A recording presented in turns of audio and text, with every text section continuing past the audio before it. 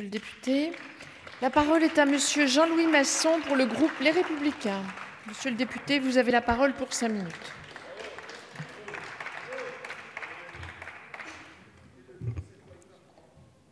Merci Madame la Présidente, Monsieur le Ministre d'État, Mesdames les Présidentes, Madame la rapporteure, mes chers collègues. J'aurais aimé monter à cette tribune pour dénoncer une loi d'affichage.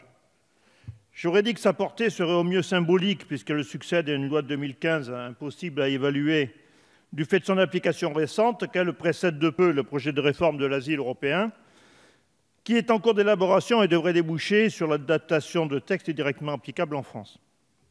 J'aurais placé mon propos sous le haut patronage de Montesquieu, pour lequel les lois inutiles affaiblissent les lois essentielles. J'aurais dégainé mes punchlines en disant que votre définition du changement, c'est la révolution à 360 degrés, c'est-à-dire marcher sans avancer, Monsieur le ministre d'État. J'aurais facilement mis en évidence que cette loi, à l'image de quelques autres vendues à grand renfort de communication sur le changement, n'est qu'un chapelet d'ajustements technocratiques que symbolise le débat autour des délais. 15 jours par-ci, un mois par-là, alors que potentiellement la procédure s'étirera encore sur des années, l'OFPRA, le CNDA, l'arrêté préfectoral d'expulsion, puis le recours au TA, puis devant la Cour administrative d'appel, éventuellement de nouveau une saisine de l'OFPRA sur un nouveau motif. Bref, un projet de loi timide, mis en scène sur une démonstration de force. Nous aurions glosé sur l'étendard médiatique que représente le dispositif sur l'excision, pratique barbare, que nous condamnons tous. Dispositif faussement généreux tant il est réaliste, 30 millions de femmes seront victimes de mutilations sexuelles d'ici 2023, selon l'ONU. Pouvons-nous sérieusement l'assumer? Mes chers collègues, la France ne doit pas choisir les causes à défendre parmi les atteintes aux droits de l'homme. Elle doit les condamner toutes. Dans l'ensemble des pays qui appliquent la charia, la lapidation est une peine et des mutilations sont possibles. Or, rien de spécifique n'est mentionné à ce sujet dans le texte soumis à notre examen. Pourtant, je rappelle que la Cour européenne des droits de l'homme, dans un arrêt de 2001, fait observer l'incompatibilité du régime démocratique avec les règles de la charia. J'aurais aimé m'en tenir à cela, je vous l'assure. Personne dans les rangs de la droite républicaine ne remet en cause le droit d'asile, pour autant qu'il s'agisse d'un asile justifié et encadré. Reste l'immigration, un des plus grands enjeux politiques de notre temps. Le projet de loi n'inversera pas la tendance et ne constituera en rien un outil efficace face aux défis qui s'avancent. C'est un texte timide. En vérité, l'immigration incontrôlée continuera de plus belle.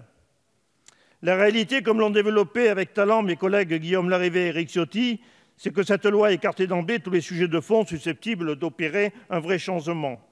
Que l'on soit d'accord ou pas, la résolution des défis à venir passera par une décision sur le droit du sol, l'instauration de quotas, une répression accrue, la transformation de l'OFPRA et du CNDA en véritable juridiction, une action géopolitique et diplomatique plus consistante.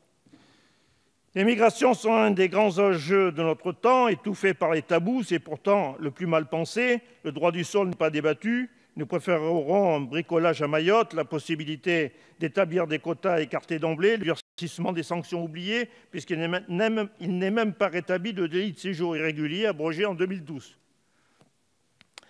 La réalité, c'est de loin d'améliorer la situation. Ce projet de loi va l'aggraver. Administration préfectorale, juges et policiers, tous les acteurs de terrain le redoutent et s'en alarment à juste titre. Vous devriez, Monsieur le ministre d'État, les écouter. Au dire du Conseil d'État, au lieu de simplifier le droit d'asile, elle va le complexifier. Or, compliquer le droit, c'est compliquer la gestion des délais et des urgences. Enfin, rien ne permet d'affirmer à ce jour que l'administration sera en mesure de réaliser les éloignements. Autre erreur majeure, votre projet de regroupement à l'initiative de l'enfant est un dévoiement juridique qui change la nature du regroupement familial. Ce dernier suppose des capacités d'accueil de la famille de la part des demandeurs qui doivent prouver leur intégration, stabilité, ressources, etc. Les mineurs ne peuvent représenter ce socle indispensable à l'intégration. Ils seront livrés soit à la dépendance sociale, soit aux organisations criminelles.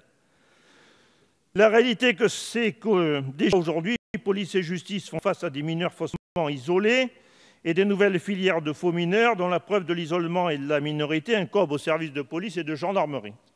Monsieur le ministre de l'Intérieur, la réalité, c'est que la mairie de Paris vous appelle au secours face à la violence de groupes de mineurs livrés à eux-mêmes au nord de la capitale. Voulez-vous vraiment faire venir leurs pratiques et inciter des filières à s'organiser?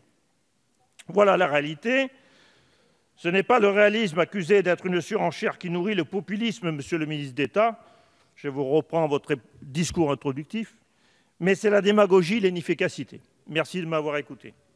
Merci, monsieur le député.